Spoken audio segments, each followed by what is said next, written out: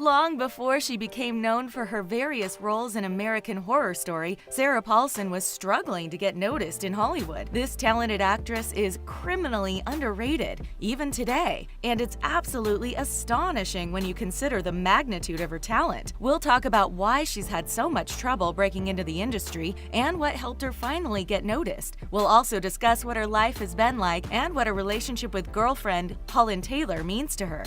Get ready to see Sarah Paulson in a whole new light. By now, it seems as though everyone has seen the movie Bird Box. Some probably also tried out the infamous real-life Bird Box challenges, but none of you. You're all too smart for that, right? But there is at least one person who hasn't seen it. It's the actress Sarah Paulson, who actually appears in the film. According to Sarah, she simply doesn't enjoy watching herself on screen, so she doesn't watch any of the movies or television shows she's become famous for. When asked about the film, she was happy to attribute its wild success to the acting talents of Sandra Bullock. Being humble can be a good thing, but it can also be detrimental to a career in Hollywood, where those who thrive on self-promotion tend to excel in the industry. But long before she was dreaming of being a movie star, Sarah Paulson was a little girl whose parents were going through a messy divorce. At age 5, she and her younger sister accompanied their mother to New York City, while their father remained behind in Florida. The three women made their home in a tiny apartment in Queens, and Sarah's bed was simply a mattress on the floor. Although she prefers not to speak about this difficult time of her life, Sarah has admitted her home life growing up was complicated. Her mother worked long hours as a waitress, trying to put food on the table for her 2 young children, while taking writing classes whenever possible. Sarah too found comfort in the arts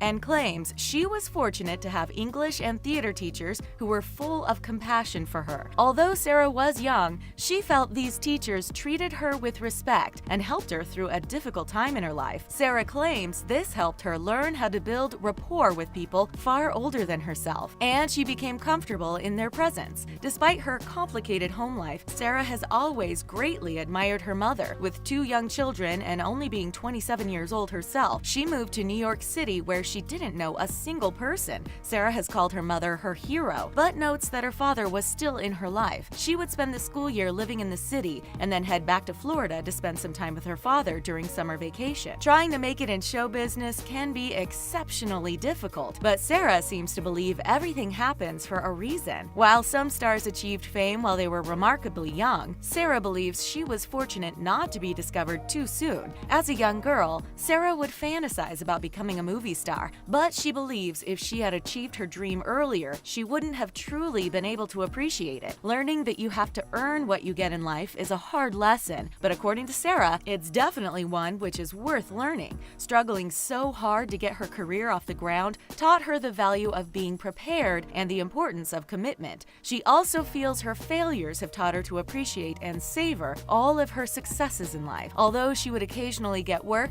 appearing in movies such as The Other Sister, What Women Want, and Held Up, Sarah noted she would often have to wait for years between roles. Many of her peers were hoping to play charismatic and popular characters, but Sarah was willing to take on any part she could get. Regardless of what role you first remember seeing her in, Sarah herself has a strong opinion on when she made it in Hollywood. It was when she played the part of Mary Epps in the movie 12 Years a Slave. Sarah described the character as a really hideous woman and calls her portrayal unapologetic. According to Sarah, she knew some friends who refused to audition for the part because they felt the character was too despicable. But Sarah wasn't afraid of people viewing her as the character and threw herself completely into the role. For a long time, Sarah too had fallen into the trap of wanting to look like a stereotypical star. She had always greatly admired actress Julia Roberts and felt as though she had to look and act just like her if she ever wanted to make it big. But Sarah has grown far out of this idea, and now she has a very different vision of her success. She spent her early years incredibly desperate for work, but now is able to pick and choose which projects she finds interesting.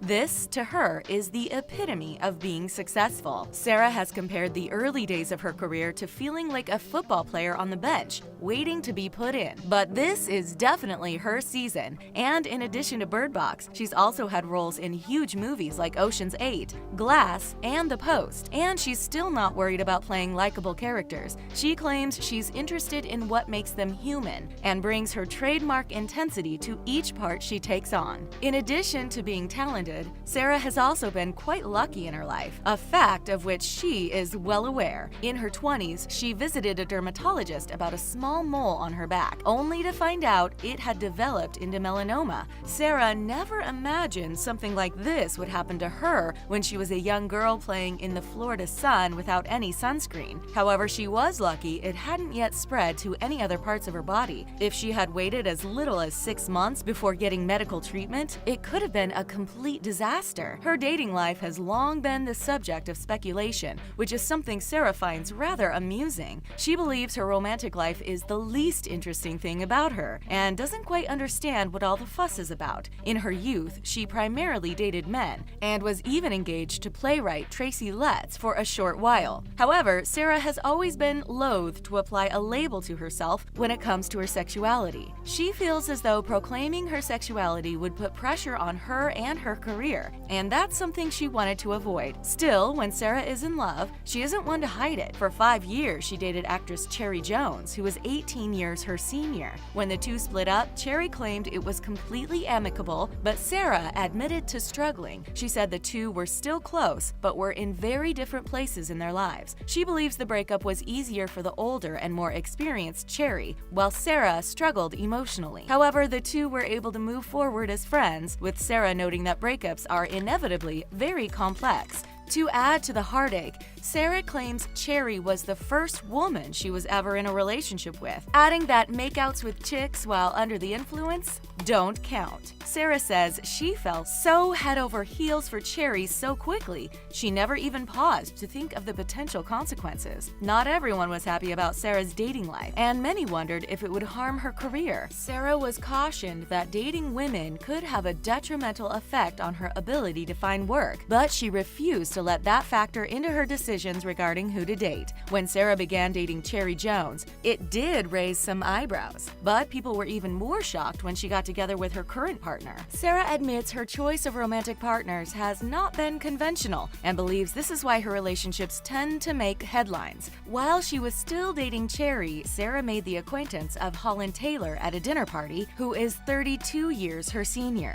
Sarah recalls the first time she saw Taylor, she believed she was probably the most exquisitely beautiful woman she had ever seen. Years later, after her split with Cherry, Sarah encountered Taylor again. They started flirting in a way many of us are familiar with. The two women slid into each other's DMs via Twitter before finally deciding to go out for dinner. Who says technology is just for younger generations? Many people were shocked to learn about their relationship, but Sarah claims she has never had a serious relationship with someone her own age. Some might be skeptical of their age gap, but Sarah believes it enhances their relationship. She claims Taylor's age encourages the two of them to appreciate every moment of time they have together, and adds that it can make the little things seem very small. These two are big picture people who don't get caught up on small details, and they've learned to treasure every last moment they have with each other. Sarah knows some people accuse her of having mommy issues because of her relationship with Taylor, but she believes it has to do with the way our society views age. She says people tend to be in denial about the fact that they too will grow old someday, and looking down on older people is their way of coping. But Sarah doesn't feel this way at all, and instead insists it's a privilege to be with someone older and wiser than herself. Although Sarah feels completely certain about her relationship with her girlfriend, there are still some things which are weighing on her mind. For a long time, Sarah has struggled with whether or not she wants to have children, and she knows the clock is working against her. Sarah has always loved children, but admits she tends to make impulsive decisions. One of her biggest fears is having a child and then immediately regretting the decision. She has been unwilling to make such a huge choice without feeling 100% confident about it,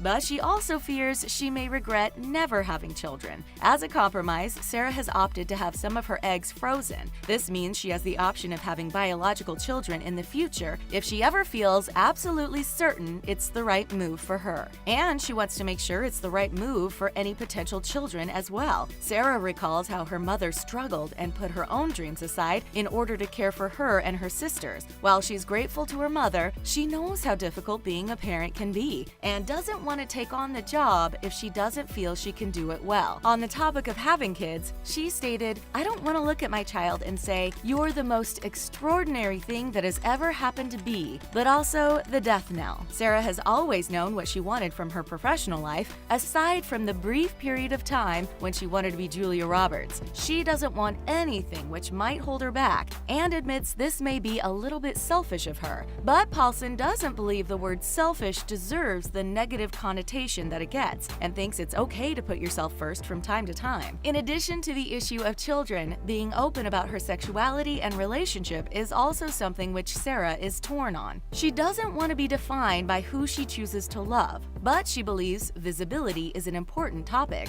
She believes it's a benefit if people are inspired by her relationship, and acknowledges that it involves a certain amount of hope and risk. But at the end of the day, she just wants to be with a woman she loves. After learning all about her life, how do you feel about Sarah Paulson? Do you believe she's an underrated actress everyone should check out? And what do you think about her romantic relationships? As always, throw your thoughts in the comment section below. Thanks for watching, and don't forget to subscribe to TheTalko for more videos like this one. We'll see you again next time.